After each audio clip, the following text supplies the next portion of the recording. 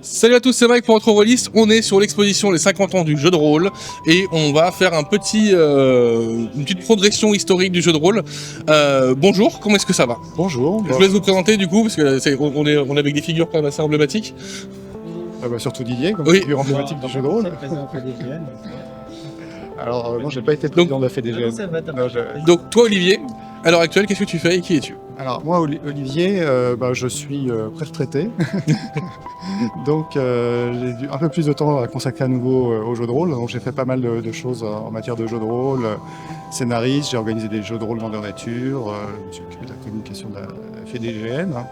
Et je suis communicant aussi, donc j'ai toujours plein d'idées du fois saugrenues. Et donc à un moment, l'idée est venue de dire il faut qu'on marque les 50 ans du jeu de rôle à travers un événement et puis à travers une exposition. Et donc on a parlé à quelques anciens que je connais et puis on a créé une association pour rassembler des collectionneurs, des experts dans tout type de jeux. Et puis la première action de cette association, ça a été la conception de cette exposition jeu de rôle 50 ans d'histoire. Ok. Et on est aussi avec Didier du coup. Alors Didier, qui es-tu? Alors Didier Zerix, voilà, co-lanceur de Casus Belli au début des années 80, auteur du jeu Méga 2, Méga 3, Méga 5, illustrateur de livres-jeux, collaborateur de jeux et stratégie aussi à l'occasion, voilà, donc et toujours mordu. Donc Casus Belli pour les plus jeunes qui nous regardent, qui connaissent peut-être Casus Belli. Ah, vas-y. Je me sens direct visé quand tu dis ça. La vie des plus jeunes avec Zachel. Casus Belli, donc, qui a été réédité par Black Book il y a quelques années. C'était un fanzine, non? C'était quoi? Au départ, c'était le bulletin paroissial de la Fédération des jeux de simulation stratégique tactique qui incluait les jeux de rôle, mais aussi les wargames, Diplo, etc. Le jeu de rôle était vraiment inclus dans un pool de départ qui était très, très ouvert sur tout ce qui permettait de réfléchir. Donc c'était le bulletin de la Fédé, dans la mesure où François Froideval avait vu qu'il y avait des petits clubs par-ci par-là qui s'ignoraient, des boutiques qui avaient du mal qui avaient leur petit public, mais qui ne se sentaient pas très autorisés à faire des grandes choses. Et en fait, la Fédé, c'était histoire de dire, regardez, vous êtes nombreux, il y a des gens partout, dans le sud, dans l'est, dans le nord, à Paris, etc. Et du coup, ça a vraiment boosté un petit peu l'envie de jouer, la fierté de jouer. Clairement, parce que c'est ce qu'on disait en off. Donc moi j'ai grandi à la campagne profonde et le jeu de rôle on connaissait pas trop. Et donc quand on a commencé à découvrir ça, on est tombé du coup sur des numéros de Casus Belli qu'on a dans des vides-greniers, qu'on a attrapé des choses comme ça. Et là, ça a été la découverte de ce truc-là, en fait, existait vraiment à l'échelle nationale, parce qu'on parle d'une époque où il n'y avait pas Internet, et la communication était plus limitée, il y avait beaucoup moins de magazines, il y avait beaucoup moins de choses comme ça. Et du coup, Casus Belli, c'était un peu la référence, c'était un peu la Bible, et quand ça sortait, c'était le moment où on se disait « Ah, tel jeu, ça a l'air incroyable !» On n'avait pas les moyens de l'acheter, on n'avait pas les moyens de se les procurer tout le temps, etc. Parce que quand on n'est pas dans une grosse ville, c'était plus compliqué. Mais en tout cas, c'était un peu un moment, pour moi en tout cas, c'était chaque page que je tournais, c'était un peu une parcelle de rêve que j'arrivais à saisir et ça me faisait. Et du coup, nous, on s'imaginait, on adaptait les règles de donjon parce que c'est le seul jeu qu'on avait à l'époque. On adaptait les règles de donjon et on s'imaginait des scénarios dans tel univers, dans tel machin. Et on prenait tout ce qui était écrit dedans. C'était une vraie source d'inspiration, quoi. Vraiment, c'était. Moi, Casus Belli, j'en ai encore, je crois, des centaines de numéros chez moi, peut-être pas des centaines, mais vraiment, vraiment beaucoup. Donc, assez incroyable. Toi, t'as connu Casus Belli? Ouais, moi j'ai connu les rééditions de Casus Belli plutôt que les toutes premières, donc plus les versions plus modernes que j'achetais aussi, et que du coup je lisais. Ce qui était bien, c'est qu'on avait toujours des choses dedans, donc soit des présentations de jeux, soit sinon ce qu'allait sortir, et surtout des scénarios. Et ça, c'était top d'avoir toujours des scénarios qui étaient prêts, qu'on pouvait lire et faire jouer à nos joueurs, en plus de ce qu'on inventait, parce que pareil, moi je suis rentré dans le jeu de rôle au début, les livres dont vous êtes le héros, moi c'était L'œil noir, le tout premier jeu de rôle que j'ai eu. Qui était très bien. Et qui était très bien pour démarrer. Je l'ai ramené à l'école primaire avec mes amis, on y avait joué, et après c'était D&D 3.5, parce que forcément c'était la période de la 3e édition, et puis le passage à la 3.5, et donc là on était plus dans les années 2000, parce que comme je suis né dans les années 90, forcément le jeu de rôle ça arrivait plus début des années 2000, donc c'est vrai que j'ai pas connu toute cette période-là. J'en ai entendu parler, et je trouve ça vachement bien aujourd'hui qu'on puisse se replonger dans ces belles années de jeu de rôle. Ouais. Du coup, le but, c'était de faire un historique un peu du jeu de rôle, avec ses grands moments et ses grands passages. Donc là, il y a toute l'exposition qui est derrière, avec une frise chronologique qui est assez dingue.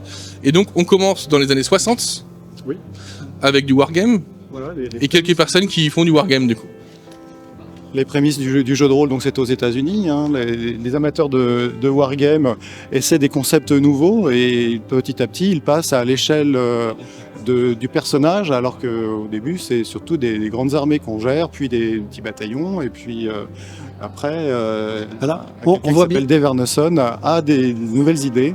On voit bien le chaînon manquant en fait, c'est-à-dire que on a des wargamers qui jouent aussi d'ailleurs sur des grilles d'hexagones de temps en temps, mais qui sont bien partis dans la fantasy, qui du coup utilisent la règle de jeu avec figurines.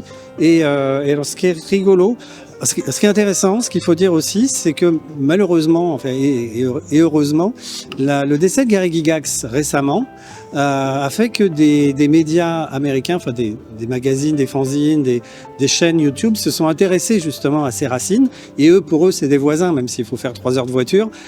C'est des voisins. Ils sont allés réveiller des grands anciens oubliés.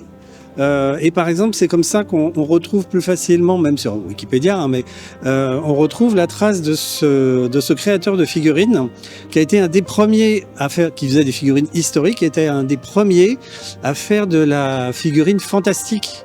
Et en fait, pour que les gens puissent jouer à ça, donc c'était des petites séries qui ont été faites exprès et qui ont été aussi un tremplin d'imagination pour ces gens-là qui eux-mêmes Oui, parce ont qu'à fait bouillir la marmite. à la de base, il départ. n'y avait pas le matériel du coup, donc ils ont fait comme nous on fait quand on doit adapter, quand on est plus jeune, etc. Ils ont pour le coup été obligés de jouer avec des choses qui n'étaient pas optimales à la base, c'était pas prévu pour, et du coup après il y a des gens qui se sont lancés là-dedans et ça a déclenché tout ça. Et du coup on passe après à la création de Donjons et Dragons. Clairement. Donc c'est un petit jeu indépendant. Tu l'aimes bien toi ou pas? Moi c'est ma cam, hein. Je suis rentré dans le donjon, j'en suis jamais sorti. C'est un des jeux que je sors tout le temps, c'est mes pantoufles, hein, comme on dit, hein. C'est l'univers que j'aime, le système de jeu que j'aime. Donc c'est vrai que moi c'est le jeu que je parle tout le temps sur la chaîne. Et ça remonte déjà à 74. 50 ans l'année dernière, hein, du coup. Ouais, exactement. Donjons et Dragons. Et si ma mémoire est bonne, je crois qu'à la base ils le sortent pour eux, pour jouer entre eux. Et ils finissent par le sortir en tout petit tirage. Alors je dis ça de mémoire parce que j'avais bossé le sujet il y a quelques années, alors je sais plus si c'est le cas. Ils sortent en tout petit tirage au début et ça marche bien. Et alors ça c'est des références que j'ai d'un bouquin. Il y a un bouquin sur l'histoire du jeu de rôle et notamment sur l'histoire de Donjons et Dragons qui est sorti. Je sais plus quelles éditions, je vous mettrai dans les commentaires. Ils sortent ça en tout petit nombre d'exemplaires. Et puis ça, avec le bouche à oreille, ça se vend. Et puis du coup, ils finissent par sortir ce mastodonte qui va fracasser l'histoire du jeu de rôle au final, enfin créer l'histoire du jeu de rôle. Donc Donjons et Dragons. Pour le Ça coup. crée le concept, hein, carrément. Voilà. Enfin voilà, c'est même si quand on retrace, voilà, les Gary Gygax qui était très marketing aussi et bon, qui avait beaucoup de personnalité, a dit le jeu de rôle c'est moi et un petit peu Dave Arneson. Et après maintenant, bon, qu'il est plus là pour se défendre, le pauvre, mais on s'aperçoit quand même de toute la convergence de créativité depuis effectivement les jeux qui sont cités là. Après, ce qu'on peut dire de toute façon, c'est que le jeu de rôle par essence, ça naît dans les cours de récré. Ça naît quand on joue aux policiers, aux Oui. voleurs, quand on joue aux cow-boys, quand on joue. La naissance du jeu de rôle, en fait, instinctivement, humainement, elle est là. Chez l'enfant, on a cette projection dans l'imaginaire, ce qu'on appelle le théâtre de l'esprit. Quand on joue, on l'a naturellement quand on est enfant, ça c'est incroyable. Donc oui, après, ils ont réussi à appliquer des concepts en partant d'un truc en disant il faut des règles. On aime le wargame, on veut réduire l'échelle et pour le coup, il crée ce truc-là. Dès le début, même sur la table de figurines, effectivement, ce qui est intéressant, c'est le switch de l'armée historique où on voit les adversaires, comme Napoléon voyait les Anglais en face de lui. Et là, on passe à ce qu'on appelle au referee, c'est-à-dire vraiment l'arbitre qui, lui, sait qu'il y a des gens cachés sous le pont. Et donc, les figurines ne vont apparaître sur la table que quand le joueur qui passe par là va explorer, va s'apercevoir qu'il y a 25 personnes cachées sous le pont et se dire ah au secours, fuyons quoi. Donc l'arbitre, meneur de jeu. Voilà, il y a un arbitre qui est un petit peu au-dessus et qui connaît les secrets. Et c'est cette notion aussi de découvrir des secrets qui va amener les scénarios de jeu de rôle finalement. Oui, de ne pas avoir toutes les clés, qu'il y ait une personne qui ait la connaissance de ce qui se passe et de l'univers, la connaissance de toutes les péripéties qui vont arriver. Et du coup, on arrive sur la progression de Donjons et Dragons avec les différentes versions, etc. On est sur quelle époque là et qu'est-ce qui se passe précisément? En fait, les tout débuts, donc 74, 75, 76, très fiers de ce qu'ils ont fait et très surpris aussi parce que eux, ils font tester leur jeu. Ils préparent très très vite. En fait, ils se disent on va faire une version plus avancée. Il n'y a pas assez de règles, il n'y a pas assez de choses. Donc, ils font tester par des étudiants, par des copains. Et en fait, le cercle s'élargit très vite et ils sont très fiers de ce qu'ils font. Ils vont sur toutes les conventions de science-fiction, il y en a beaucoup aux États-Unis, et immédiatement, évidemment, ils sont copiés. Enfin, le principe n'est pas encore, il n'y a pas le côté déposé, c'est un jeu parmi d'autres, c'est une bonne idée, etc. Et très vite, il y a des gens comme effectivement Tunnels and Trolls qui trouvent que c'est trop sérieux, ils se prennent trop au sérieux. C'est ça, c'est un petit peu à la fois le bon côté et le mauvais côté, par exemple, de Donjons et Dragons, c'est que Donjons et Dragons, par rapport aux jeux d'enfants où on dirait que je serais le gagnant parce que je suis plus beau que toi, et non, je suis pas d'accord. Plus un bouclier 10 000 et je suis invincible. Voilà, là, non, mais là, surtout, ce qui est intéressant, c'est que ils fixent des règles et tout le monde doit suivre les règles. Donc les gens, c'est vraiment leur capacité de joueur qui vont faire qu'ils sont bons, pas bons et que l'aventure se passe bien. Tunnels and Trolls, ils trouvent quand même que c'est trop sérieux, donc très vite, ils partent dans la parodie. C'est immédiat, c'est quelques mois après Donjons et Dragons. C'est drôle de se dire qu'aussi rapidement il y a une parodie qui sort. Voilà, il y a une parodie qui sort et effectivement, comme les tables de Donjons et Dragons sont prises et que Ken Saint-André dit venez faire une démo sur ma table, c'est comme Donjons et Dragons mais on rigole mieux. C'est vrai que ça rigolait moins, c'est plus sérieux, quoi. C'est vraiment sérieux. Donc du coup, les gens vont sur sa table, il y a de l'ambiance et il attire l'attention et déjà, ça part dans une autre direction. Alors, RuneQuest, ce qui est intéressant, c'est effectivement le jeu de rôle démarre. Il y a des gens qui s'y intéressent et en fait on a un auteur qui avait prévu de faire une des grandes sagas d'Heroic Fantasy et qui avant ça avait créé toute la géographie, l'histoire, les cultures de ces peuples pour pouvoir après avoir énormément de matière à mettre dedans. Et c'est exactement ce qui nous plaît dans le jeu de rôle, surtout en France, où on a fait du dungeon crawling, mais aussi beaucoup de role-playing, de choses avec background. C'est ce jeu-là, il va tout de suite accrocher et aux États-Unis et en France, parce qu'au lieu d'écrire des sagas de bouquins, il donne son background à une équipe qui va en faire un jeu de rôle avec déjà toute une mythologie. Là où Donjons et Dragons, c'est quand même l'auberge espagnole. C'est un coup on était KPDP, un coup on était Antiquité, enfin, d'une table à l'autre, d'une partie à l'autre, d'un meneur de jeu à l'autre. C'était juste un peu... on amenait ce qu'on voulait et c'était n'importe quoi. Enfin, n'importe quoi. Ce qui est intéressant, c'est qu'on voit que, voilà, Donjons et Dragons, Tunnel et Troll, donc les deux premiers qui sortent, donc Donjons et Dragons, version parodique Tunnel et Troll, RuneQuest qui arrive derrière. Ce qui est intéressant, c'est qu'on est 40 ans, 50 ans plus tard, je sais pas. Oui. Ils sont toujours là, quoi. Oui. Ils sont toujours là. On en parlait de RuneQuest, on était sur le site de Sud Electro hier. Et d'ailleurs, on avait reparti avec la boîte. Tunnel et Troll, on les a vus à Octogone, on l'a interviewé. Enfin, ces licences-là sont toujours restées, et ça, pour le coup, pour le patrimoine culturel du jeu de rôle, c'est quand même quelque chose de très important. On va faire le tour, vous allez voir. La plupart des noms qui vont être là, il y en a beaucoup qui sont encore là aujourd'hui, qu'on va garder. C'est assez fou quand même. Justement, juste après, tu vois, je parlais tout à l'heure de l'œil noir, on y arrive de suite. Oui. Et c'est encore un jeu qui existe aujourd'hui. Il y a eu une réédition qui est sortie il n'y a pas si longtemps que ça de l'œil noir. Et on voit en fait que dans les premiers noms, il y en a encore d'autres qui sont arrivés par la suite et qui continuent d'exister aujourd'hui et de vivre, avec des communautés derrière. On peut peut-être passer sur la suite et parler de cette partie-là, parce que du coup c'est... en fait, l'œil noir, c'est un jeu très important en France. Alors, je peux me vanter aussi d'avoir fait un deuxième, mais effectivement, au début, il y a Donjons et Dragons qui arrive, mais ça tarde à être traduit. La version qui est la plus répandue, c'est la version Advance, qui est extrêmement compliquée avec plein de contradictions entre les bouquins. Enfin, c'est pas très bien écrit. Et donc les gens sont demandeurs de quelque chose qui fonctionne, qui soit pas trop compliqué. Et dans peu de temps sort donc Méga, qui doit être quelque part par là-bas. Bref, et sort aussi l'œil noir. Et Méga, il est dans tous les kiosques. Et l'œil noir, il est dans toutes les librairies. Et aussi chez tous les marchands de jeux, parce qu'il y a la version Schmitt qui est dans les boutiques de jeux, et les boutiques de jeux d'autres sociétés, pas les boutiques spécialisées en simulation. Et il y a la version Gallimard qui est dans toutes les librairies. Donc il y a une exposition énorme, c'est des jeux qui sont très accessibles, celui-là il fonctionne très bien. Et effectivement, quand on joue déjà à Donjons et Dragons, on n'a pas forcément envie de passer à l'œil noir, mais quand on joue pas à Donjons et Dragons, le noir est une bien meilleure entrée. Et donc du coup, le nombre de joueurs en France à ce moment-là va être multiplié par 10 en l'espace de 2 ans, quoi. Clairement, et moi du coup c'est la version je pense Gallimard, c'est celle-ci que j'avais sur laquelle j'avais joué à l'époque, avec laquelle j'avais commencé, et en fait on était venu là-dessus aussi. Pourquoi ? Parce qu'il y avait les livres dont vous êtes le héros. Exactement. Et en fait avec les livres dont vous êtes le héros, les défis fantastiques, toutes ces parties-là, les loups solitaires aussi, les quêtes du Graal, les sorcelleries qui sont arrivées après aussi, qui étaient incroyables. Les folios, les folios livres de le héros. Enfin, c'était. Moi, je me rappelle que dans les bibliothèques, les parties adolescentes, les romans et une partie des romans qui étaient sortis des rayons pour pouvoir mettre ces bouquins-là, parce que chez les gamins, c'était un carton On monumental. trouvait aussi dans les CDI des collèges. Oui, mais CDI des collèges. Voilà. Alors, moi, la plupart des livres d'héros que j'ai encore, je les ai piqués au CDI de mon collège quand j'étais gamin. Mais oui, dans les CDI du collège, j'en avais plein. C'était fou. C'était absolument fou. Ça. J'ai une anecdote d'élèves dans des collèges très difficiles qui mettaient leur nom sur la page de garde pour dire après lui, c'est moi qui le lis. Alors que c'est des gamins qui lisaient pas. À l'époque, il n'y avait pas de console, il n'y avait pas de choses comme ça, donc il n'y a même pas tellement de programmes intéressants pour les gamins ou les ados à la télé. Donc il n'y avait pas grand-chose. Et ils se sont jetés là-dessus, et tout d'un coup, ils étaient super disciplinés, ils étaient passionnés par ça. Voilà. Parce que du coup, nous, on allait à la bibliothèque municipale, hein, donc vraiment la bibliothèque de quartier. On avait ce type de livre-là, et on était contents en fait d'y aller. Donc il y avait les BD, mais les BD, au bout d'un moment, les parents, c'est ouais, mais tu vas pas lire que des BD. Et donc du coup, on prenait un livre dont vous êtes le héros, et en fait, c'était pas qu'un livre en fait, c'était toute une histoire, toute une aventure, toute une expérience. Et c'était vraiment ça qui était top. Et on trichait tous parce que c'était beaucoup trop dur. Ah bah clairement, qui n'a jamais... Allez à la page 12, vous êtes mort. Non mais finalement je prends la page 47. Et la boîte rouge de Donjons et Dragons, hein, qui reste encore aujourd'hui absolument culte. C'est la première sortie de Donjons et Dragons en France pour le coup.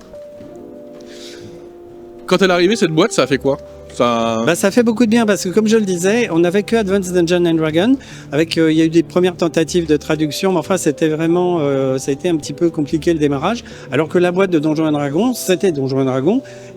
On était juste limité dans la boîte, on ne pouvait pas gérer les hauts niveaux, mais pour démarrer c'était excellent. Et au moins, ça c'était bien écrit. Et du coup, effectivement, ça a été aussi un tremplin pour beaucoup de gens. Il y avait l'étiquette Donjons et Dragons et puis un jeu accessible en français. Et donc si on avance, on va arriver encore sur des noms qui, encore aujourd'hui, sont références. Rêve de Dragon. Moi j'en ai une... J'ai jamais joué à Rêve de Dragon, moi, beaucoup de gens m'en ont parlé, mon grand frère m'en parlait, enfin voilà, c'était quelque chose d'incroyable. Bitume, qui est jeu de rôle de Croc, voilà. L'univers de Mad Max, Maléfix, qui existe toujours aussi, Empire Galactique, là où on partait dans le Space Opera. Donc le jeu de rôle se diversifie dans plusieurs univers, essayer de faire plusieurs choses. Là, il y a vraiment. Alors, le panneau s'appelle Naissance de la touche française, parce qu'effectivement, les Américains sont quand même, même si ils essayent de commencer à partir dans la science-fiction, le post-apo, etc. On reste très militaire et on joue pour les XP, gagner. Voilà, le roleplay, il est juste, c'est la cerise sur le gâteau, mais on mange c'est juste une grosse génoise. Et en fait, en France, on a envie de se raconter des histoires, de partir dans des univers, de créer vraiment des styles différents. Et chacun, selon sa personnalité, va rentrer. Bon, on a effectivement Bitume, c'est le côté que les Américains avaient jamais fait ça avant. Enfin, il n'y a pas de, à part Tunnels and Trolls qui parfois était un petit peu croquignolesque, mais là Bitume, c'est vraiment du Mad Max trash. Et il faut voir que l'équipe, voilà. C'est un des jeux de tout un groupe de copains qui faisait le boucher de l'espace, qui faisait des trucs. Donc après, voilà, quand ils ont certains qui sont devenus universitaires, disaient non, c'est pas moi. Voilà. Mais il y avait besoin de se lâcher, il y avait besoin de ce truc-là, de partir dans d'autres directions. Rêve de Dragon, c'est à la fois du Lewis Carroll, enfin, je veux dire, Denis Gerfaud, qui est un type extraordinaire et qui nous emmène dans des endroits et qui déjà joue sur un méta-jeu, puisqu'en fait quand les joueurs ne jouent pas, les personnages sont dans ce qu'ils appellent le gris rêve. C'est-à-dire quand ils arrivent dans un nouveau scénario, c'est juste qu'ils ont fait des trucs tellement banals qu'ils s'en souviennent même pas. Alors qu'avant, comme je disais, Auberge espagnole de Donjons et Dragons, on joue un scénario dans une colline avec des trolls. Une autre fois, on va jouer un scénario dans les montagnes gelées. Dans les mines, et on s'en fiche, on n'a pas besoin que ça colle. C'est des trucs séparés. Et là, il y a une idée de continuité. Donc, Maléfice qui va chercher effectivement dans les légendes françaises, et on en a énormément de trucs qui ramènent vraiment sur le côté de notre culture. Empire Galactique, qui a un système qui se voulait relativement simple pour envoyer les gens dans de la science-fiction, et effectivement en français il n'y avait pas encore de SF, et là aussi on revient sur des produits qui eux sont distribués en librairie, donc du coup énorme visibilité, et donc encore une fois découverte du jeu de rôle par ce jeu-là. Donc là on est début 80, voilà. C'est ça. Et je me vante un petit peu quand même. La sortie. Voilà. Alors, les premiers quand même, l'ultime épreuve très simple et légende extrêmement compliquée. On met 3 heures à créer un personnage et on meurt au bout d'un quart d'heure, mais qui avait amené énormément de puissance dans le background de qualité. C'est-à-dire là, on est hyper qualitatif. Et ça a été un des premiers jeux de rôle et hyper qualitatif sur donc le jeu tout d'un coup devient un bel objet. Et c'est un bel objet, c'est plus respectueux, respectable, etc. Et puis en pendant de l'œil noir, Méga, jeu et stratégie se vendait à l'époque à environ 130 000 exemplaires. Et ils avaient fait un premier jeu, alors si le caméraman peut rezoomer un petit peu par ici, sur Jeux et Stratégie numéro 4, ils avaient fait un numéro sur le jeu de rôle, pas un numéro spécial, mais très axé jeu de rôle, avec un jeu de plateau qui était quand même très jeu de rôle. C'est-à-dire qu'on avait ces petites figurines, on explorait, on récupérait des armes, il y avait une aventure, il y avait une des monstres apparaissaient, donc c'était du dungeon crawling, mais quand même c'était graphiquement superbe. Et malgré ces excellents articles, très bien écrits, les gens disaient oui mais on comprend pas. Et donc plutôt, on s'est dit avec le rédac chef, plutôt que d'expliquer comment marche une caméra et le principe de 18 images ou 24 images secondes sur le cinéma, on va faire rentrer les gens dans la salle. Ils vont aller voir le train qui arrive en gare de La Ciotat, ils vont avoir peur et ils vont comprendre ce que c'était le cinéma. Et donc là c'est pareil, on fait vraiment un jeu de rôle en hors-série. C'était un peu risqué et en fait on a essayé de faire quelque chose de simple. Et en fait, ça s'est vendu à 60 000 exemplaires en librairie. Et comme je le disais, le premier, ça pouvait être des abonnés de Jeux et Stratégie qui avaient envie d'avoir la collection ou la curiosité de comprendre. Mais on en a fait un deuxième 2 ans après. Donc là, les gens, ils s'en souvenaient encore. C'était vraiment pour jouer au jeu de rôle. Et celui-là, s'est vendu à 70 000. Mais c'était dans tous les kiosques et c'était l'équivalent de 3 €. Donc voilà. Oui, il y a marqué 25 francs, et ça c'est le prix un peu près. Voilà, 4 €, on va dire 4 € alors. Ouais. Et donc, Casus Belli, donc du coup, commence à 2000 exemplaires comme bulletin paroissial, comme je l'ai dit. Et puis, ça grimpe, 2000, 3000, 5000, etc. Et François Marceau Froideval, donc qui avait la possession du titre au nom de la Fédération des jeux de simulation, part aux États-Unis travailler avec Gary Gygax. Ça se refuse pas. Oui. Du coup, comme il sait qu'il sera moins sur la France, il revend le titre à comme avec César Publications qui nous éditait, qui nous hébergeait. On avait un petit bureau, il nous avançait les sous de l'imprimeur, mais voilà, il fallait que les comptes soient bien équilibrés. À partir du moment où ils ont le titre, là ils se disent ça continue à marcher, donc on va investir, on va passer plus de pages, couleurs, etc. Et en fait, relativement rapidement, Casus Belli passe à 15 000 vendus en boutique et plafonne à 15 000. Et donc, on dit on passe en kiosque, banco.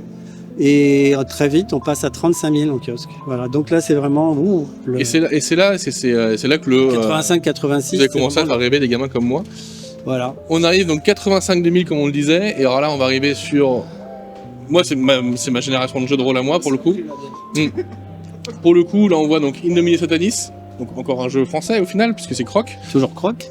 Un jeu où on joue des démons, qui est extrêmement rock'n'roll, qui est extrêmement... alors, je parlais de punk tout à l'heure, Croc me disait non, pas punk, moi j'aime pas le punk, je suis de Versailles, machin, etc. Mais, et puis surtout, moi, celui qui a mis une baffe quand il est arrivé, c'est Vampire. Vampire incroyable, Vampire la Mascarade, quand ça sort, nous, dans mon groupe de joueurs, en tout cas, révélation. Mais là, du coup, on commence à avoir des gros jeux qui sortent, les gens des 5 anneaux, évidemment, aussi. Sur cette époque-là, t'en as quoi comme souvenir, toi, et comme... Est-ce que vous appelez ça l'âge d'or, pour le coup? Oui, parce qu'en fait, il y a... on sait que ça marche, donc on peut investir, on peut avoir des plus grosses équipes, on peut avoir des meilleurs illustrateurs, on peut passer plus de temps à peaufiner un jeu, on peut aussi avoir des équipes de démonstrateurs qui vont aller faire jouer le jeu sur les conventions, pas seulement les auteurs. La plupart des auteurs de tout ce qu'on a vu au début, c'est des gens qui n'avaient pas de vie privée parce qu'ils étaient... j'ai calculé que pendant plusieurs années, voilà, j'étais un week-end sur 2. Donc tout l'été, c'était tous les week-ends, et un week-end sur 4 pendant le reste de l'année sur des conventions partout en France, quoi. Donc, mais qui étaient là pour mettre la pêche, motiver les gens, discuter, prendre aussi, parce que les conventions, c'est génial quand on est auteur, quand on est rédac chef, pour avoir le feedback des gens, vraiment le ressenti. Et c'est hyper important. Donc là, âge d'or parce que là, ça y est, on peut y aller, on se lâche, on fait des belles choses, on fait on va pas parler de super production, mais un petit peu aussi, quoi. On peut, c'est un truc qui s'offre comme cadeau et les gens sont contents. Enfin bref, c'est. Oui, ça devient des ouvrages qui sont vraiment jolis. Voilà. Et puis une petite parenthèse quand même sur ce panneau sur justement tous les groupes qui vont se lancer dans le magazine et donner des opinions différentes, des façons différentes d'aborder ce que peut être un magazine déjà. Sachant que nous, dans Casus, le credo, c'était effectivement d'offrir de la matière à jouer, c'est-à-dire de booster les meneurs de jeu. Ouais, d'avoir des scénars, voilà, d'avoir des idées, d'avoir des astuces. Globalement, au niveau des astuces, même de l'illustration, par exemple, quand on donnait un scénario, on mettait toujours 2-3 petits additifs et commencer comme ça, faire une petite digression là-dessus. Et l'idée, c'était que les MJ croient suffisamment dans leur scénario pour qu'ils puissent transmettre cette espèce de... Voilà, quand on joue bien, on croit à ce qu'on joue. Et c'était l'idée de booster ça, que ça soit juste... que les meneurs de jeu soient déjà immergés dans le monde qu'ils avaient fait jouer. Oui, je pense que tu peux prendre la suite. Ouais, je pense que je peux prendre la suivante, tiens, je vais te laisser ça. Parce que du coup, moi, c'est ce qui me parle le plus. Parce que du coup, là, c'est vraiment ma jeunesse à moi. L'arrivée, il y a Magic. Moi, j'ai pas connu les premières éditions. On a commencé avec l'édition numéro 7, avec l'élémentaire des épines, qui était en version foil, tu sais, brillante et tout à l'époque. Et surtout, là, ce que je vois, c'est qu'il y a des choses qui ressortent, c'est le jeu vidéo. Notamment avec il y a EverQuest, donc moi ça a été plus tout ce qui était World of Warcraft qui a vraiment propulsé, c'est après EverQuest. Là il y a Baldur's Gate aussi. Et Baldur's Gate, et forcément Baldur's Gate qui est basé sur les règles de Advanced Dungeons and Dragons, si je dis pas de bêtises, sur le voilà, mais c'est complètement basé dessus, on retrouve les noms qu'on connaît, toutes les sensations qu'on connaît, mais là on les a avec de la super qualité d'image, des très belles ambiances sonores aussi. Ça aide beaucoup à être vraiment de l'autre côté du miroir. EverQuest, qui était un peu une usine à gaz aussi au début, il faut savoir que dans l'équipe de création de EverQuest, il y avait beaucoup de gens qui étaient des gros joueurs de, comment ça s'appelle, cette usine à gaz de Fantasy Game Unlimited. Excusez-moi, j'ai un trou. Chivalry and Sorcery, voilà. Ok. Qui était un jeu énorme. Enfin, je veux dire, on calculait l'influence du vent sur la trajectoire des flèches, quoi. Voilà, donc c'était vraiment et donc ils ont mis beaucoup de choses, c'était un peu une usine à gaz, mais une fois bien digéré, ça a pu donner World of Warcraft, effectivement. Mais c'était déjà waouh. Et comment vous l'avez vécu du coup cette période-là? Parce que du coup c'était quand même un changement de paradigme du jeu de rôle, parce qu'on est passé sur quelque chose où on se retrouvait autour d'une table, à maintenant on est chacun derrière un ordinateur. Alors, à l'époque, c'était vécu de manière très positive. Parce qu'en fait, le jeu de rôle, malgré tout, reste compliqué à expliquer, un petit peu compliqué à démarrer pour un meneur de jeu. En plus, on était toujours dans une époque où on restait un petit peu simulationniste, donc les jeux étaient forcément un peu compliqués. Et en fait, ça, c'était des portes d'entrée. C'est-à-dire que les gens qui avaient joué à EverQuest, qui avaient joué à Baldur's Gate, sans connaître Donjons et Dragons, si on les amenait à une table de jeu, ils étaient immédiatement à l'aise. Voire même pour masteriser, ce qui n'était pas trop le cas avant. Ça fallait vraiment quand même les meneurs de jeu, on allait les chercher quand on en trouvait un. Oh, tu es meneur de jeu, viens dans notre club, voilà. Donc là, il y a une énorme ouverture. Après, ce qu'on se rend compte quelques années après, c'est que Magic va complètement phagocyter le jeu de rôle, les rôlistes habituels. J'ai déjà peut-être cité cette anecdote, mais effectivement à Toulon une fois, où les organisateurs du France Sud Open disent non, ça nous empêche pas du tout de jouer au jeu de rôle, ça vient en plus, mais ça nous gêne absolument pas. Et là on était en juillet et l'autre organisateur à côté dit: rappelle-moi de quand date notre dernière partie de jeu de rôle. Et ben de Noël. Ouais. Il y avait aussi un problème en boutique de mémoire, c'est que Magic, on en voyait beaucoup en boutique, et du coup, la partie jeu de rôle se rétrécissait au fur et à mesure. Forcément, les investissements... Parce que la trésorerie n'était pas illimitée non plus, quoi. Exactement. Et que la rentabilité sur Magic et que le carton que ça a été, du coup, c'est fait qu'on trouvait moins de jeux de rôle en boutique, quoi. C'est la vision que j'avais à l'époque, quoi. C'est que voilà. En boutique, il y avait moins de choses. Accessoirement, ce qu'on voit pas sur le panneau ici, c'est aussi les Game Boy. Jusqu'à cette époque-là, les jeunes joueurs démarrent à 12 ans, 11-12 ans. Et très vite, à partir de 13-14 ans, il y en a beaucoup. Et les gens jouent jusqu'à la fin de leurs études, quoi. Après, ils se calment un peu. Donc, on a un vivier qui va de 12 ans à 25-26 ans, quoi.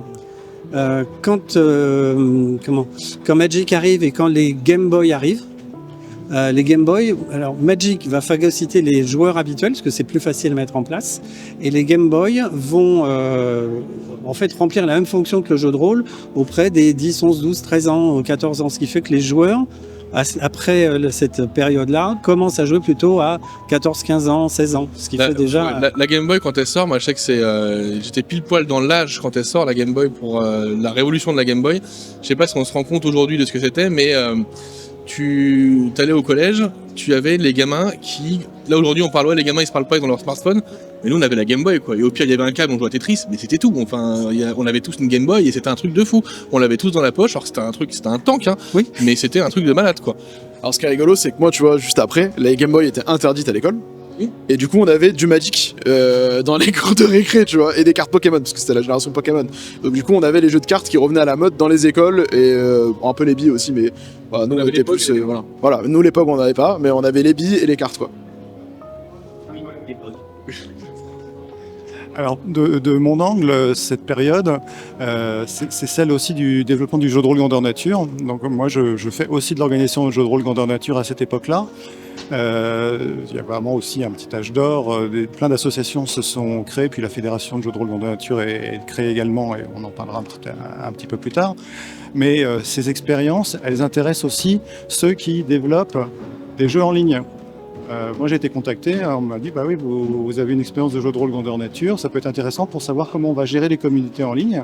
Et donc du coup on s'est retrouvé un certain nombre à avoir cette expérience, à aller travailler chez des éditeurs de jeux de rôle. Pardon. À aller travailler chez des éditeurs de jeux en ligne.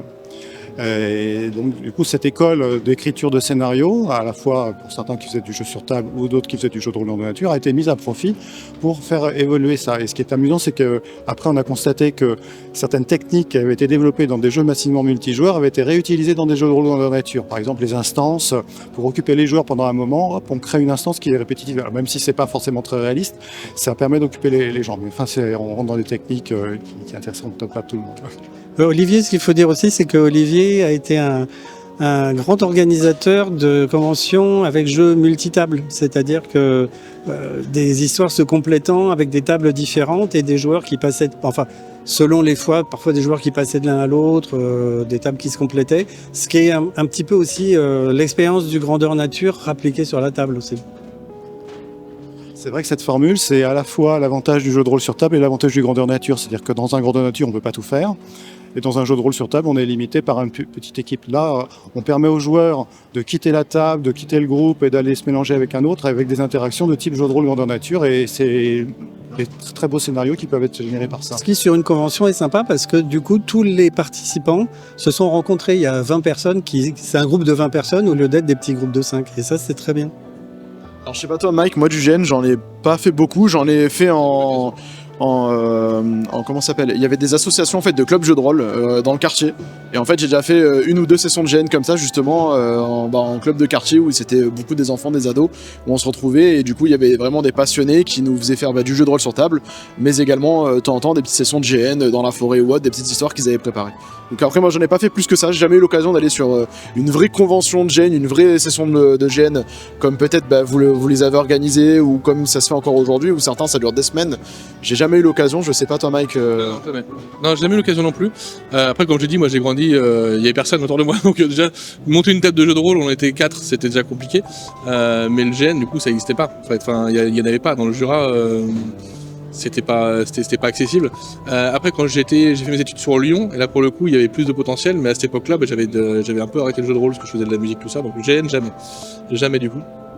Mais c'est un univers sur lequel il faudrait qu'on se penche, je pense, un de ces quatre. On en parlera tout à l'heure dans la partie. Il y a une autre partie, alors oui, on pourra en reparler ailleurs, mais là plutôt sur l'organisation. Parce que ce que je veux dire, c'est que jouer au moins un GN ou deux pour un meneur de jeu, c'est génial. Parce qu'en réalité, avec notre bon sens, quand on est meneur de jeu, on dit oui, mais non, ça peut pas se passer, on le propose même pas aux joueurs. Et quand on est sur le GN et qu'on voit ce qui peut se passer, on dit oui, ok, voilà, ça, en fait, finalement, tentez le coup, vous pouvez essayer ça et ça peut marcher.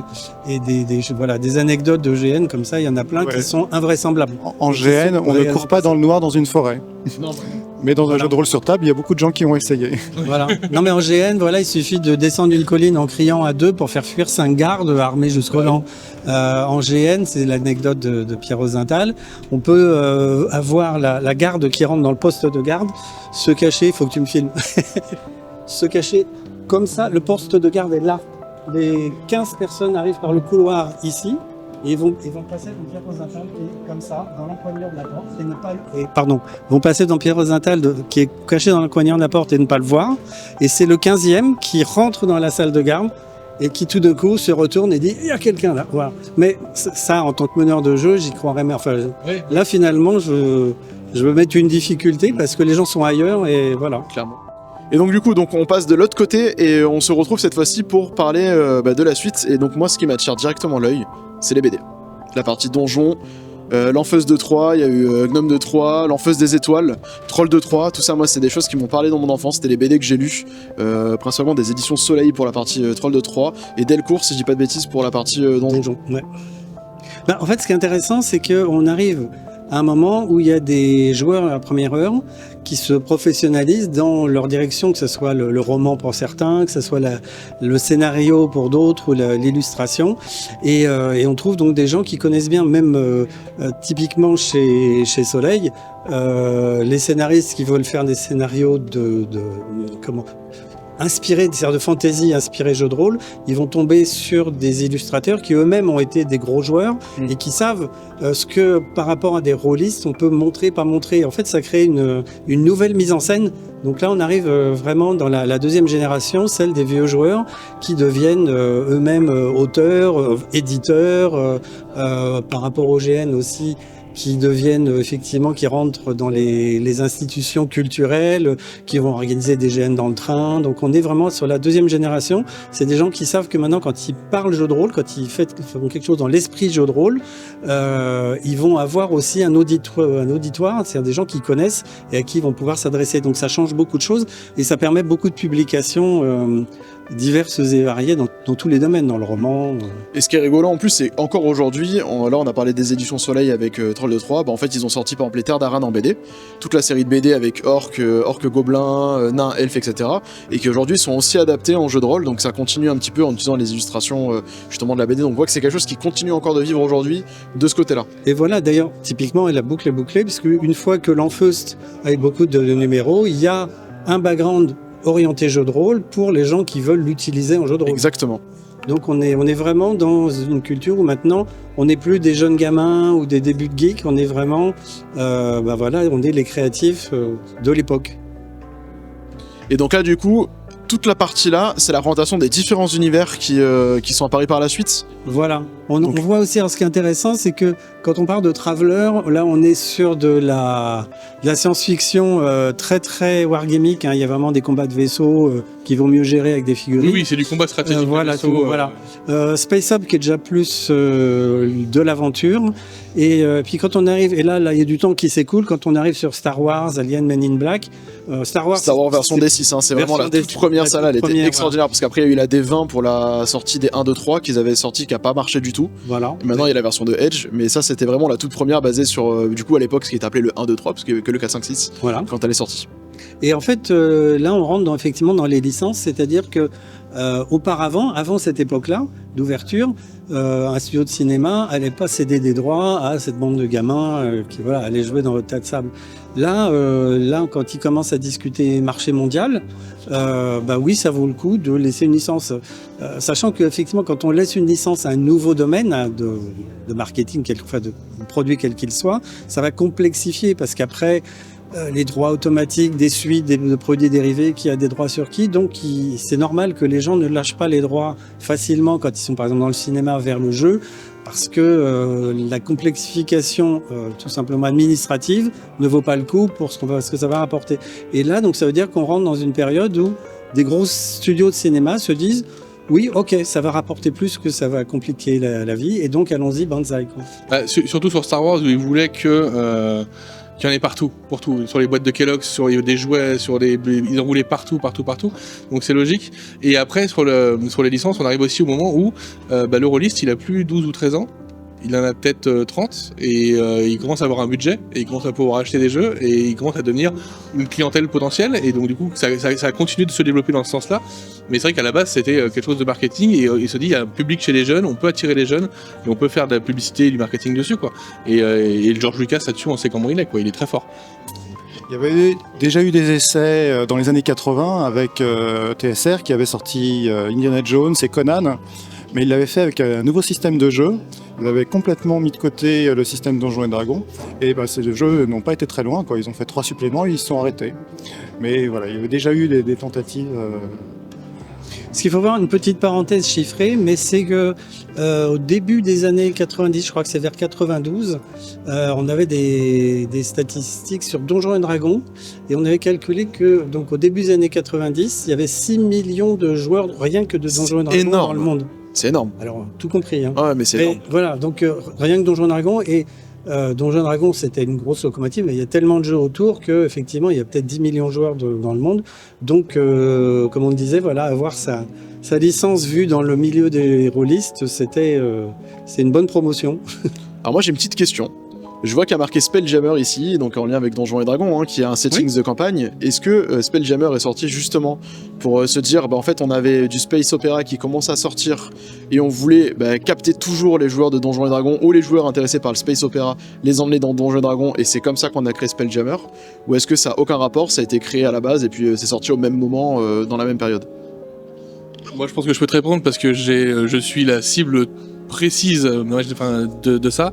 Spelljammer, c'est Donjons Dragons, il fallait qu'il fasse de l'ASF parce qu'à l'époque, l'ASF c'était le carton monumental. C'était propulsé par Star Wars, il y avait Star Trek, mais il n'y avait pas que ça, il y avait 1 milliard de trucs et on avait envie d'aventure spatiale. Les gamins de cette époque-là, il y avait la fantasy d'un côté, toujours, hein, ça toujours un bloc massif et central, mais le space opéra et la conquête spatiale et tout ça, c'était vraiment au-dessus, quoi. C'était la hype pour les gamins, quoi. C'était l'univers, les pistolets laser, il y avait tellement de trucs qui sortaient, tous les bouquins. Il y avait plein de petits romans de SF de gare qui sortaient, qui étaient incroyables. Il y avait tout plein d'auteurs de SF qui aussi avaient des éditions avec des couvertures qui se rapprochaient beaucoup de couvertures de jeux de rôle, notamment les Caddies qui avaient des couvertures qui se rapprochaient beaucoup du jeu de rôle. Donc la SF à ce moment-là, elle explose pour les gamins et on veut vendre aux gamins du truc. Et Donjons Dragons, ils pouvaient pas se permettre de pas avoir leur jeu en space opéra et ils font Spelljammer. Je pense, en tout cas, moi c'est le regard que j'ai maintenant sur ce que j'ai vu quand ça arrivait quand j'étais gamin, quoi. Mais, c'est rigolo parce que moi c'est ce que je pense aussi, mais tu vois, je me dis je vais poser la question à ceux qui ont peut-être vu cette période-là avec. Ce qu'il faut voir aussi, c'est ce qui était sorti précédemment en SF chez TSR, c'était pas terrible. Il y a des trucs marrants, mais c'était pas, ça n'avait pas rencontré, enfin les gens gardaient ça, ils y jouaient 2-3 fois et surtout en France. Bon, moi je connais mieux le joueur français que le joueur américain, mais c'était pas extraordinaire. Donc ils avaient besoin, je pense aussi que dans l'autre sens, on revenait tout à l'heure sur Vampire qui est arrivé. Vampire a aussi été un gros changement, c'est un changement esthétique. C'est-à-dire qu'avant, le dessin était mal fait, on s'en foutait, ça avait un côté série Z, on s'en foutait, etc. Quand Vampire est arrivé, on s'est aperçu que finalement, il y avait des nouveaux joueurs qui pouvaient arriver parce que ça avait de la gueule, que les illustrations, elles évoquaient plutôt les tableaux de Klimt que effectivement le troisième truc de sous science-fiction qui sortait dans une petite salle. Et du coup, ils se sont rendus compte que l'esthétique était important. Ils ont engagé des nouveaux dessinateurs et des nouveaux illustrateurs pour les couves.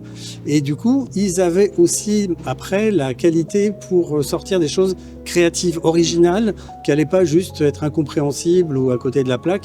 Ils avaient vraiment la possibilité d'imposer un nouvel imaginaire, donc Spelljammer, Fading Suns, ou des choses comme ça, à travers leurs illustrations de bonne qualité, encore ce que je disais tout à l'heure, que le meneur de jeu y croit parce que tout de suite il a de belles images qui vont l'emmener dans cet univers, ce qui marchait pas très bien avant.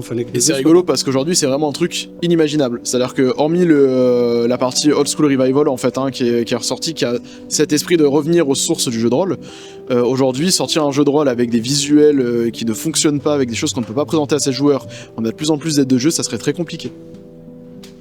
C'est rigolo de voir ce parallèle-là, en fait, cette évolution avec Vampire, quoi. Oui, puis on parle souvent de l'évocation des dessins qui sont évocateurs pour le MJ, mais c'est vrai que ça arrive avec Vampire et de cette gamme-là. Donc là, on est encore sur un autre pan de la SF, puisqu'on va être sur le duo Cyberpunk Shadowrun. Paranoia, qui d'ailleurs ressort et a eu un financement cette année pour la sortie de la toute dernière édition chez Akileos, là. Cyberpunk et Shadowrun, qui existent toujours. Alors pour moi c'est des jeux qui sont très différents, mais on est quand même sur des jeux d'anticipation cyberpunk. Donc voilà, on est sur la suite de la fantasy et enfin de la science-fiction. On voit encore une fois des jeux qui sont toujours là aujourd'hui, qui sont toujours présents. Et puis si on continue, parce qu'on va accélérer un petit peu, histoire de pas vous prendre tout votre temps sur la journée quand même, on arrive sur le passé, donc sur les jeux historiques. Est-ce que, là je vois Charlemagne, les Mousquetaires, etc. Moi c'est des jeux que j'ai pas connus pour le coup. Est-ce que le jeu de rôle historique, il a eu une place en France ou pas? Oui, complètement, parce qu'en fait, on voit d'abord le deuxième jeu sorti, c'était Légende, hein, donc Légende celtique. Et en fait, il faut voir que en France, surtout les éditeurs comme Jeux des cartes, qui était un des plus gros à l'époque, pour sortir vraiment des produits bien faits, bien distribués. On était en France, les Français étaient très cartésiens, et c'est pour ça aussi que des années plus tard, il y a eu le gros problème autour des jeux de rôle, c'est que les parents étaient complètement coupés de leurs enfants. Leurs enfants étaient, à travers des dessins animés, tout ça, rentraient dans un imaginaire anglo-saxon de gobelins, de trolls, d'orques, etc. Là où les parents, ils étaient restés sur éventuellement Dracula, Frankenstein et les vieilles légendes qu'on retrouve effectivement dans Maléfice. Et du coup, les éditeurs qui veulent sortir des choses, alors soit par amour de l'histoire, tout simplement, mais tous les gens qui veulent que le jeu de rôle rentre dans des structures gérées par des adultes, que ce soit la famille ou que ce soit la MJC, le collège, etc. Ils ont intérêt à créer des jeux comme ça parce que là, même s'il y a des fois un petit peu de fantastique qui se glisse dans le jeu, c'est le fantastique tel qu'on le rêvait à l'époque. On peut rencontrer des tarasques ou des choses comme ça, mais ça reste dans le folklore, donc c'est admis. On n'est pas dans un truc qu'on dit mais c'est dans quoi tu pars, t'es où, voilà. Donc tous ces jeux historiques plaisent aux joueurs effectivement, mais sont aussi là beaucoup pour rassurer la génération précédente qui est amenée à jouer. Il y a un truc qu'on n'a pas soulevé depuis le début de cette chronologie, c'est la vision qu'ont ceux qui ne participent pas au jeu de rôle du jeu de rôle. Et il a pas eu bonne presse, voilà. Et c'est aussi pour ça qu'on retrouve ce genre de choses là. C'est voilà. Et pour remettre dans le contexte, c'est important. En effet, les rôlistes c'était pas forcément, mais comme ceux qui jouent aux jeux vidéo, puis avant ceux qui lisaient des BD, etc. Oui, en fait les pires malfaiteurs vis-à-vis de jeux de rôle, c'était les jeunes joueurs qui expliquaient ça à leurs parents, parce que effectivement, on a trucidé des gens, on a égorgé des trolls, voilà. Et comme le disait Croc, si Vampire a fait beaucoup de bien à la narration en jeu de rôle peut-être, en tout cas en termes d'image, c'était pas toujours terrible parce que pour le coup, c'était compliqué. Et c'est vrai qu'en matière de jeux historiques, ça fait partie de la touche française. C'est-à-dire que dans les jeux étrangers, il y a quand même beaucoup moins de jeux qui ont traité l'histoire, alors qu'en France, on a quand même attaqué ça très très tôt, donc justement avec avant Charlemagne. Là, on voit le supplément Les Années Folles pour l'appel de Cthulhu, qui n'a jamais été traduit, alors que c'est une création française. Il n'a jamais été exploité ailleurs. Maléfice aussi, dont on parlait tout à l'heure, c'est un jeu qui est basé sur l'histoire, même s'il y a une partie de fantastique.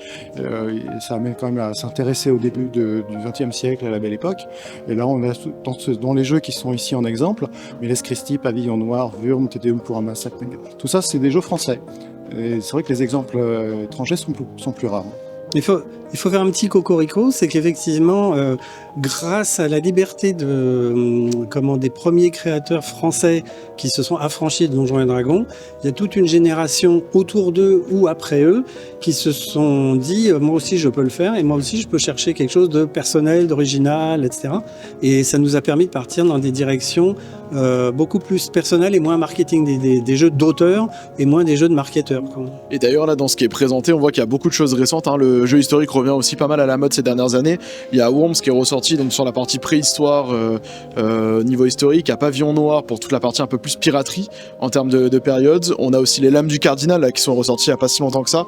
Donc on voit que ça aussi revient pas mal à la mode cette partie-là. Parce que de ce qu'on a présenté jusqu'ici, c'était quand même des jeux, enfin toi Mike et moi je les connaissais pas personnellement, j'en avais jamais entendu parler, et là on voit que ça revient en fait comme type de catégorie de jeu, alors que jusqu'à présent quand on avait évoqué la SF, tout ce qui était aussi médiéval fantastique, on les connaissait tous, les grands noms des jeux qui étaient présentés. L'intérêt aussi du jeu historique par rapport, c'est que quand on a un jeu comme Shadowrun par exemple, il faut vraiment rentrer dans l'univers pour savoir ce qu'on doit faire. Le joueur, il est confronté à plein de problèmes et il doit toujours inventer des solutions avec le peu que lui a dit le meneur de jeu et puis ce qu'il sait de l'univers. Et l'intérêt de l'historique, c'est que l'historique, on a vu des films, des séries, des choses comme ça, et ce qui n'est pas dans le bouquin, on l'a déjà dans on le connaît déjà, c'est la culture commune. Donc on est déjà un peu chez soi. Et du coup, ça fait une belle transition avec ce qui arrive derrière, puisqu'on va partir sur la partie plus fantastique et plus sombre, et pour le coup, Alors moi, mon bébé, hein, Call of Cthulhu. Mais pour le coup, moi j'ai toujours beaucoup aimé Call of Cthulhu, alors que j'ai pas toujours fait jouer du Cthulhu et pas toujours de l'horreur. Mais ce que j'aime bien en fait, c'est que quand tu assois des gens à table, et ce que tu disais, bah, les référents on les a. On est dans le monde des années 20, ou alors dans le monde contemporain, ou alors... Et en fait, on a les référents et on va introduire là-dedans du surnaturel, du fantastique, voilà, des choses comme ça. Call of Cthulhu, est-ce que t'en as un souvenir, toi, de la sortie de Call of Cthulhu ou pas? Pardon, Est-ce que tu as un souvenir de la sortie de Oui, c'est énorme parce que nous, on essaye de faire des jeux en français. Et en fait, le Call of Cthulhu sort, je crois, en 82, il me semble, hein, si je dis pas une bêtise. C'est un des premiers jeux en français. Et avec les pourcentages, on est super intuitif. Comme tu le disais, justement, on est à la fois années 20, c'est exotique, mais en fait, il y a des avions, il y a des radios, il y a des téléphones, donc on est vraiment dans quelque chose. Ce qui est intéressant aussi dans Cthulhu, c'est que années 20 aux États-Unis, les personnages féminins ont des rôles importants, respectés, etc. Donc du coup, les joueuses ont beaucoup plus de référents à des personnages historiques pour jouer des personnages intéressants qui sont vraiment influents. Et les années 20, on a pléthore d'œuvres qu'on a vues, de culture commune, de films, etc., qui se passent à ce moment-là. Et donc, c'est dans la vision de tout le monde, et tout le monde sait de quoi on parle. Et quand on dit, tu rentres dans un speakeasy, il y a la fumée de cigarette qui s'échappe, et il y a les whisky qui trinquent sur la table, et ben, tout le monde a l'image, tout le monde voit qu'il y a une musique de jazz derrière, et que voilà. Et ça marche très très bien. Et du coup, là, tout cet aspect fantastique et imaginaire, donc on va sur de l'horreur pure avec du culte, etc. Là. Le jeu de rôle d'horreur, il a quelle place pour toi dans l'histoire du jeu de rôle et dans... Sachant que Cthulhu, c'est peut-être le deuxième pilier du jeu de rôle avec Donjons et Dragons, quand même. Alors, il y a une facette du jeu de rôle, dans l'évolution du jeu de rôle dont on va pas parler, et qu'on retrouve beaucoup dans Chroniques d'Outre-Monde. C'est que depuis le début, même avec Donjons et Dragons, etc., on est quand même dans le gentil héros qui va sauver la princesse, etc. On est gentil. On est même quand on est méchant, quand on est sombre, etc. On est méchant dans un monde finalement qui est quand même assez positif, gentil, même s'il y a des monstres, etc. Il n'y a pas cette démarche de l'appel de Cthulhu où c'est indicible et on peut mourir de peur. Et en fait, il y a une notion, donc je parlais de Chroniques d'Outre-Monde, c'est-à-dire que maintenant les joueurs, ils ont grandi et il y a des adultes. Et les adultes, on peut leur amener beaucoup plus des choses tourmentées, même à faire jouer. C'est-à-dire qu'on peut les mettre un peu borderline, en les mettant leur faisant créer des émotions à travers des choses, au lieu de tirailler entre je tue machin, je le tue pas, je le sauve, je perds la vie. On se dit, on a des joueurs adultes qui ont envie de choses plus compliquées, qui vont plus au fond il y a une maturité de l'être humain, vraiment des ressorts profonds de l'être humain. Donc on propose des jeux qui vont beaucoup plus loin, ce qui pour certains joueurs d'ailleurs sont un peu trop violents. Autour d'une même table, on peut avoir 4 joueurs qui acceptent bien, puis un troisième qui va pas dormir pendant... Sachant qu'à l'époque, quand on parle de X-Card, de système de protection, etc. des joueurs, ça n'existe pas encore. À l'époque, ça n'existe pas. Moi, j'ai vécu des parties de Cthulhu où, à la fin, il y a des joueurs à table qui étaient pas bien, quoi. Vraiment qui étaient pas bien parce que ça allait un peu loin. Puis qu'on se mettait dans l'ambiance, il y avait tout un truc autour. Voilà. Je crois que c'est la différence aussi de meneur de jeu entre le meneur de jeu qui, même s'il n'est pas devenu écrivain, a la capacité d'écrivain, c'est-à-dire de gérer ce stress, cette tension, etc. et de voir comment ces joueurs réagissent. Et puis d'autres qui ont juste envie de faire encore plus gore que ce qu'ils ont vu au cinéma, sans trop se soucier de où ça va, de même si c'est utile, créatif dans le scénario, quoi. Et là, si on peut faire un aparté sur Sombre, du coup, tu peux nous en parler de Sombre? Non, voilà, je le connais de très loin, donc j'y ai pas joué, donc si tu veux... Ouais, Sombre, c'est un jeu de rôle français qui il y a plusieurs tomes, en fait, et à chaque fois, c'est un espèce de style de film différent. C'est des jeux qui sont très courts et qui sont extrêmement impactants, avec un système qui... Alors, je vais pas le détailler maintenant, au pire, on fera peut-être une vidéo sur les jeux d'horreur, un de ces 4. Mais enfin, moi, voilà, c'est un jeu qui me plaît beaucoup. Là, je les ai pas tous, j'en ai 2 numéros, je crois qu'il y en a 6 en tout, quelque chose comme ça. Hein? Plus que ça? Ah ouais. Moi, j'en ai vu 6, moi, mais en tout cas, voilà, c'est très très chouette comme jeu. Moi, j'aime beaucoup. Et donc voilà, on retrouve culte. Mais tu vois, par exemple, si on peut remonter sur Chill, la légende dit tout en 84, Chill se veut frightfully fun, c'est-à-dire en gros de l'épouvante tout public. Donc il y avait le côté revenir un peu sur le fantôme de Dracula, etc. Encore une fois, d'aller vers la famille. L'aspect conte de la crypte, un petit peu, où voilà, ça fait peur, mais pas trop, c'est un peu rigolo. Exactement, voilà, le côté quasi Scooby-Doo. Donc là, on arrive sur une partie où il y a des personnages qui tiennent quand même pas mal à cœur. Tu nous en parles un petit peu? Ah bah ouais, en fait, ce qui est intéressant avec les Crapounia, ils ont été créés d'ailleurs hors casus pour faire la rubrique humoristique d'un hebdomadaire belge. Et ils ont été réintégrés, quand la rubrique s'est arrêtée, ils ont été intégrés dès les débuts de casus. Donc c'est un peu le symbole du magazine. Et surtout, ce qui est intéressant avec ces petits personnages, c'est qu'ils peuvent faire passer des concepts durs à expliquer. Quand un article un peu long, qui a un concept un peu compliqué dans l'article, je faisais un Crapounia qui permettait de faire passer humoristiquement parfois une idée un petit peu difficile à faire passer, ce qui fait qu'il y en a dans toutes les générations de Casus Belli, depuis les tout premiers jusqu'aux tout récents, et notamment mes meilleurs sont sortis avec dans la période des années 2000, parce que j'avais la rubrique Donjons et Dragons était écrite par Arnaud Cuidel, Arnaud Cuidel, auteur donc de Metal Adventure, et qui me faisait des pitchs pour chaque dessin tellement convaincants que j'ai fait des trucs. On m'aurait demandé avant, tu peux faire ça? Non, là, les Crapounia, ils sont un peu en 2D, ils sont bizarres, ça va pas le faire. Et en fait, il m'a fait faire des dessins extraordinaires, voilà. Donc ces personnages, ils sont un petit peu là. Et sur ce petit concept, par exemple, une expérience psychologique, un petit dessin, il n'y a besoin que de 7 lignes et un dessin, et on comprend l'idée de l'auteur, on peut passer au panneau suivant. C'est ça. Voilà, c'est le but. Donc là, on arrive sur jeu de rôle comme monde effervescent. Ce qui est intéressant dans cette idée, c'est que du coup, ça permet de faire plein de choses. On a vu qu'on se regroupait beaucoup sur la fantasy, la SF, l'horreur, etc. Et puis un petit peu d'historique. Et là, on se rend compte qu'à partir du moment où on aime jouer au jeu de rôle, et ça annonce des choses qui maintenant sont peut-être acquises. D'ailleurs, quand on va sur un festival comme aujourd'hui, on voit qu'on fait jouer des chats, qu'on fait jouer des gobelins, des choses comme ça. Mais là, ce qui est intéressant, c'est qu'on part dans toutes les directions.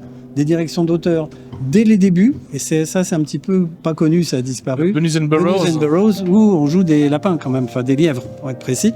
Et ça vient très très vite, quoi. Ça a permis chez un éditeur qui a fait des choses très compliquées, qui a fait du super-héros, etc. Mais Bunnies and Burrows, Rêve de Dragon, je l'ai déjà dit, là c'est la réédition, qui est vraiment un magnifique univers d'auteur. Pour moi, c'est un équivalent de Lewis Carroll ou des grands conteurs du XVIIIe siècle. Et puis des choses comme... On a Toon de Steve Jackson. Voilà, on a Toon de Steve Jackson. Alors, ce qui est par exemple dans Toon, un des concepts de jeu, c'est qu'il n'arrive rien au personnage sans qu'il s'en aperçoit pas. Donc, il doit rater il doit rater un test d'intelligence pour marcher dans le vide, survivre à une explosion. À l'image du coyote qui court, qui se rend compte qu'il n'y a plus de sol et qui s'arrête. Et réussit son test d'intelligence. Cette mécanique est incroyable. Voilà. Et donc on voit qu'on part dans des directions extrêmement différentes, comme You Wanna Be a Rock'n'Roll Star. On se sert en fait, on peut partir dans tout un tas d'aventures. Du moment que le sujet se prête à tout un tas de choses et n'est pas plan-plan, on peut y aller. Évidemment, l'incontournable Raoul, le jeu de rôle qui s'en sous les bras, qui est là aussi du jeu de rôle d'auteur, on peut le dire. Voilà. Mais c'est extrêmement fun en même temps. Voilà, hérédité par Casus Belli dans un passé récent. Donc là, on arrive sur une partie où on a des photos de convention, on a pas mal de choses sur le rayonnement du jeu de rôle, donc un peu ce qui se passe autour du jeu de rôle, notamment en France, par exemple, où on voit des gens sur des salons en train de présenter le jeu. Est-ce que à ce moment-là, on voit des salons pleins avec beaucoup de tables de jeu, etc. Est-ce qu'à ce moment-là, 2020, on sait que c'est accepté. Est-ce que 80-90, le jeu de rôle, il est accepté en France? Alors, on en est où à ce moment-là? Oui, il apparaît parce qu'en fait, il apparaît comme une espèce de truc rigolo, distant. Bon, le terme geek n'existait pas encore, on est juste un petit peu des... Et s'il avait existé, ça aurait été un moyen d'en faire des parias quand même, parce qu'à l'époque, ils sont pas forcément acceptés. Donc, Oui, effectivement. Mais le geek de l'époque, il est en chemise blanche, cravate, et il travaille sur des programmes d'ordinateur, sur des machines IBM qui n'ont rien de personnel comme computer. Mais par contre... il y a une ouverture qui s'est faite, la première d'ailleurs, par un auteur de jeu. C'était Fabrice Kella, l'auteur de l'Ultime Épreuve avec Jean-Pierre Pécaud. Jean-Pierre Pécaud, auteur de, par exemple, entre autres, de Capitaine Vaudou au départ. Et Fabrice Kella travaillait dans une grande galerie marchande où il était à la librairie. et il propose au patron de la librairie de faire une convention autour du jeu de rôle. Et là, alors, c'est pas cette photo-là, c'est photo noir et blanc vraiment illisible que je l'ai pas mis là. Mais il propose de faire une convention de jeu de rôle dans un grand centre commercial en région parisienne. Et tout de suite, il y a des centaines de gens. Mais évidemment, tous les gens qui en entendent parler via Casus Belli, qui existe déjà, se déplacent de Paris. Et du coup, il y a une foule incroyable. Et donc, cette effervescence, on se rend compte nous-mêmes du nombre de gens, parce qu'il y a quand même des gens qui lisent Casus, mais on les voit pas, on les connaît pas. Et à travers les premières conventions, on commence à les rencontrer. Les toutes premières vraiment ont lieu dans l'Est et dans le sud du côté de Toulouse, normalement à Normal Sup, où il y avait déjà beaucoup d'étudiants qui jouaient et qui organisaient ça parce qu'ils avaient les locaux. Mais là, on est vraiment dans du grand public et celle notamment donc, qui se fait dans j'ai oublié le nom du centre commercial. Par exemple, on avait des dessinateurs de Casus qui venaient, donc il y avait une table de jeu avec un scénario pas trop compliqué, qui impliquait d'ailleurs des enfants et auquel on faisait jouer des enfants. Et derrière, il y avait les dessinateurs qui dessinaient l'aventure en bande dessinée sur des paperboards. Et donc, hop, dès qu'une page était faite, on l'affichait. Et donc, c'était génial parce que les gamins, ils commençaient à lire la BD, ils arrivaient à la table et c'était ce qu'on était en train de... Et rentraient dans l'histoire directement. Ah, regarde, c'est l'histoire. Le concept est incroyable. Voilà. Et ça, c'est quelque chose qui était... c'était assez émoustillant pour nous de dire ouais, on fait des trucs comme ça. Donc oui, les premières conventions, énorme satisfaction pour tout le monde. Donc là, si on continue sur cette partie-là... Internet. Bon, là, on arrive sur les... Voilà, on arrive sur du quasi contemporain, puisqu'on est sur les actual play, la montée des actual play, notamment avec les tables de jeux virtuels qui ont été boostées par le Covid. Donc voilà, l'arrivée des financements participatifs dans le milieu aussi. Qu'est-ce que tu en penses, toi, de ce moment-là, qui est juste avant aujourd'hui, en fait, hein, c'était vraiment il n'y a pas longtemps, on est encore dans ce moment-là. Hein. Oui. Qu'est-ce que tu en penses, toi, du jeu de rôle aujourd'hui ? Je pense qu'il a beaucoup éclaté, il peut partir dans plein de directions. Ce qui est intéressant, c'est que les gens qui s'intéressent au jeu de rôle peuvent très bien avoir envie de dépoussiérer et de partir dans des directions, soit en termes de temps de jeu. Alors après, il y a des habitudes aussi qui font loi. On n'a plus le temps de faire des longues parties, sauf des gens qui sont vraiment mordus. Mais je pense que il y a une tolérance qui, par exemple, dans les années 95, n'existait pas. Il y avait des chapelles, c'était terrible, surtout à l'arrivée de Vampire, etc. Mais même, pas que Vampire, même à l'intérieur des joueurs, il y avait vraiment des chapelles. Il y a les gens de RuneQuest qui méprisaient les joueurs de Donjons et Dragons réciproquement. Ah oui, non, mais il y a toujours eu des guerres. Tous les gens qui jouaient à Vampire. Et donc... on parlait de Cyberpunk et Shadowrun tout à l'heure aussi. Oui, aussi, et voilà. Mais je pense qu'il y avait une envie de dire mon jeu, c'est le meilleur du monde, et les autres, voilà, c'était dur. Maintenant, j'ai payé mon bouquin à un bras, donc le mien, il est mieux que le tien. Il est forcément mieux que le tien. Et je pense qu'aujourd'hui, il y a une telle ouverture qu'on peut trouver des gens avec qui on s'entend. Et de gens, d'amis à un ami, on peut aussi être amené à apprécier des choses qu'au début on disait oui, ça m'intéresse pas. Finalement c'est pas si mal. Donc je pense qu'il y a une très grosse ouverture parce qu'il y a un énorme choix de types de jeux, depuis les plus légers, les plus délirants, jusqu'aux plus sérieux, aux plus suivis. On arrive sur un média où voilà. Si j'ai 1 heure, je peux faire un jeu de rôle d'1 heure. Si j'ai 5 heures avec mes copains, je fais un jeu de rôle de 5 heures avec mes copains. Et en même temps, les actual play, on peut regarder ça en spectateur. Et exactement comme l'ont fait il y a 20 ans ou 30 ans les livres dont vous êtes le héros, les actual play permettent de voir des gens qui racontent une histoire, de rentrer dans leur truc parce que c'est bien joué et de se dire j'ai envie moi aussi de jouer à ça. Donc finalement c'est une grosse ouverture. C'est une vraie porte ouverte, ouais. Voilà. Une ouverture du public qui permet de le populariser encore plus. Et alors le côté remplir une énorme salle.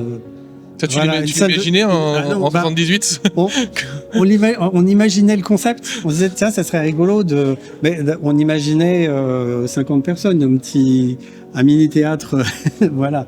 Et on n'a jamais osé imaginer ça, quoi. Qu'une bande de personnes qui jouent à un jeu de rôle, ça puisse remplir une salle de spectacle aussi grande. Ça, c'est vraiment énorme, voilà.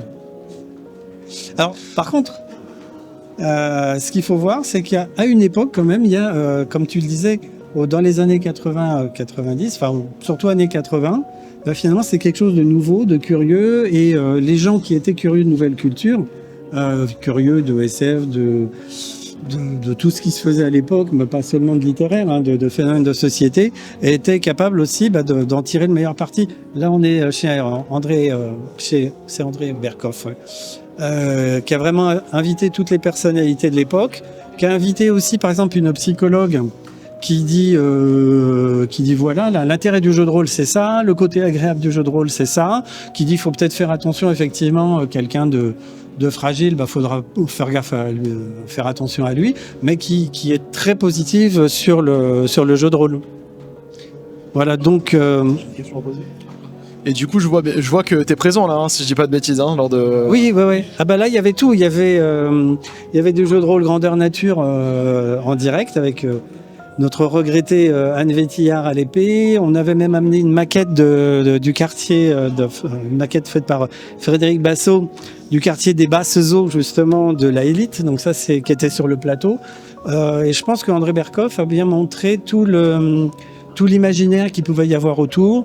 Il interviewait des gens qui montraient plutôt le côté fanatique, qui étaient bien dedans, mais le côté déguisé. Au contraire, des gens qui avaient du recul, des joueuses, aussi bien sur le plateau que dans l'assistance, qui donnait aussi la perception des joueuses autour d'une table, avec le côté c'est très masculin, mais finalement une fois qu'on rentre dans la partie, le groupe change et en fait on est très très vite intégré, tout se passe bien, etc. quoi. Donc c'était un portrait idéal parce que tout à l'heure on parlait d'âge d'or et effectivement quand on commence à parler du jeu de rôle à la télé pour les pionniers, les petits groupes un peu disséminés que nous étions au début. L'image n'avait pas été aussi bonne tout le temps dans les médias. Ah non, après ça s'est détérioré. On se rappelle de c'était Mireille Dumas. Oui, c'était tout un... Il y avait Pradel, voilà. C'était général en fait. C'était général, il y avait plusieurs émissions, il y a eu Zone Interdite, etc. En fait, c'est des émissions qui mangent des gens, il faut le savoir, même à la radio autrefois. J'aime bien Pierre Bellemare sur certains trucs, mais c'est des animateurs qui demandent à des rabatteurs de ramener des sujets croustillants et peu importe ce qui se passe derrière. Dans le cas de Mireille Dumas, dans le cas de Pradel, c'était de faire de l'audience. Et donc, on a sorti le cas d'un jeune homme qui s'était suicidé dans son internat et qui était joueur. Et en fait, dans le cas de Pradel, il y avait un côté voulu par les parents qui était comme ils n'arrivaient pas les enquêtes de police, voilà, ils n'avaient pas d'explication, les enquêtes de police noyaient le poisson, l'éducation nationale noyait le poisson, donc ils ont fait jouer la presse, on peut pas leur en vouloir. Et on a discuté avec eux d'ailleurs après, et là en fait, après l'émission de Mireille Dumas, là par contre ils étaient révoltés parce que Mireille Dumas... Alors, si on met dans le contexte, parce que tout le monde n'est pas forcément... Mireille Dumas, il se passe quoi avec elle? Alors Mireille Dumas, elle a une émission qui est super regardée, de psychologie, je vous comprends, nous allons vous comprendre, etc. Et en fait, elle fait venir les parents pour démolir le jeu de rôle.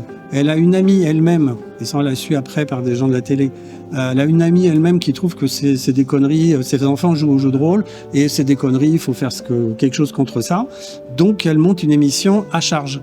Et les parents sont invités, et après on a vu les parents, en fait, elle leur dit des choses sur l'investissement de leur enfant dans le jeu de rôle, et la mère dit mais non, pas du tout, et au montage, elle hoche, c'est-à-dire qu'en gros, les parents ont été kidnappés pour servir de prétexte à Mireille Dumas pour démolir le jeu de rôle. Quoi. Oui, elle avait une thèse qu'elle voulait défendre et puis elle s'est servie des gens pour la défendre. Donc, on les a vus après assez révoltés et encore après quand ils ont pu discuter avec leur plus jeune fils, comme quoi tout simplement c'était des histoires de bébés qui arrivaient, de mal-être, d'internat, etc. qui ont joué sur le moral du jeune homme en question. Mais le mal était fait et à l'époque, l'émission de Mireille Dumas a fait que plus aucun adulte responsable ne voulait justement prendre la responsabilité d'un club de jeu de rôle. Donc 15 000 clubs dans des collèges ont fermé, dans des MJC, dans des mairies, etc. Et donc alors quand je dis clubs, c'est des petits clubs, les gros clubs, ils étaient connus, ils avaient des adultes pour les défendre, etc. Mais et l'image globale aussi. Voilà. L'image globale du jeu de rôle. 150 000 jeunes joueurs qui se retrouvent sans hébergement pour jouer. Quoi. Quand il y a ta mère qui te dit le jeu de rôle, j'en ai vu à la télé, c'est peut-être bien que t'arrêtes. Exactement. Voilà. Ou des responsables, mais qui disent je vous connais, vous êtes super sympa, je sais que mais les parents vont râler, donc je ferme le club. Ouais, c'est quand même dommage. Hein. Voilà, ce pourquoi j'avais fait un bouquin qui s'appelait Le livre des jeux de rôle parce que, à la décharge des journalistes qui disaient des conneries, il n'y avait aucune référence sur ce qu'était le jeu de rôle à l'époque. Oui, bah oui, mais parce Et que comme ils c'était- avaient besoin d'écrire un article sous 24 heures ou 48 heures, eh ben, ils avaient aucune source, sauf les Parisiens qui sont venus nous voir, parce qu'on était à côté et qui nous ont posé des questions et qu'on mis, voilà, un petit peu du blanc du noir, mais d'autres ont juste repris ce qui se racontait à la télé. Donc on déteste Mireille Dumas. Donc voilà à peu près pour la chronographie, enfin la chronologie, rien à voir. La chronologie, on coupera au montage, c'est pas vrai. C'est La graphique, quand même. chronologie. C'est graphique, quand C'est même. graphique, c'est le graphique en même temps. Donc la chronographie logique du jeu de rôle. On espère que ça vous a plu. Merci pour ce moment de science et Bah, d'histoire et de Merci à culture. ceux qui Merci beaucoup. sont restés tout le temps, parce qu'effectivement, c'est tellement un vaste sujet qu'on est bavard en plus. Oui, non, mais c'est voilà, c'était passionnant. Merci beaucoup. Et puis on vous dit à bientôt. Ciao, ciao. On est sur la partie crédit où on a toutes les personnes qui ont participé à cette exposition. Merci encore pour ça. C'est vraiment, vraiment intéressant et, Merci et beaucoup. vraiment top. Où est-ce qu'on peut la retrouver par la suite, du coup, cette expo, pour ceux que ça intéresserait? Alors, nous avons beaucoup de demandes pour mettre en ligne cette exposition, donc on va travailler pour faire quelque chose qui puisse être assez accessible et puis assez sympathique à consulter, parce que c'est pas forcément facile, c'est des panneaux qui sont très verticaux. Mhm. Et par contre, on pourrait la retrouver aussi sur certains festivals. Donc, pendant le festival de Cannes, il y a justement des organisateurs qui viennent nous voir en nous demandant si on peut mettre cette exposition à disposition. Donc oui, on pourra la mettre à disposition. Donc le calendrier n'est pas encore fait, mais a priori, déjà on peut vous dire qu'elle sera visible au Festival des Jeux de Parthenay. Donc Mhm. là, ça dure 10 jours, donc ça donne le temps de la parcourir et de la revisiter. Mais voilà, ça va se faire tout au long de l'année dans différents endroits. Au top. Et si jamais vous avez l'occasion de la voir, sincèrement, nous là on a passé 1 heure en vidéo avec vous, mais on a fait un petit moment qu'on est là, on a depuis un peu plus de temps que ça. Sincèrement, c'est assez fou de retracer toute cette histoire du jeu de rôle. Alors en plus, nous on avait la chance de vous avoir comme guide. C'est assez incroyable. Et voilà, merci beaucoup pour le temps que vous nous avez accordé. Merci beaucoup pour ça. Et il faut pas oublier que l'histoire du jeu de rôle, c'est quand même quelque chose qui est extrêmement important. Et on le voit par ces licences qui traversent ces âges, par les habitudes qui traversent ces âges. Alors on n'a pas beaucoup parlé du jeu de rôle grandeur nature parce que nous on y connaît pas beaucoup avec Max, mais sincèrement, c'est encore des choses que nous, dès qu'on va en convention, on retrouve des gens qui en font, qui présentent, qui vont chercher les gens, qui essayent de rameuter. Voilà, enfin, c'est important d'avoir cet aspect collectif qu'on retrouve toujours autour du jeu de rôle, et c'est aussi grâce à des gens qui transmettent la culture et qui arrivent à la transporter comme ça. Donc merci beaucoup. On espère que ça vous a plu, et on se retrouve pour la suite. Ciao, ciao!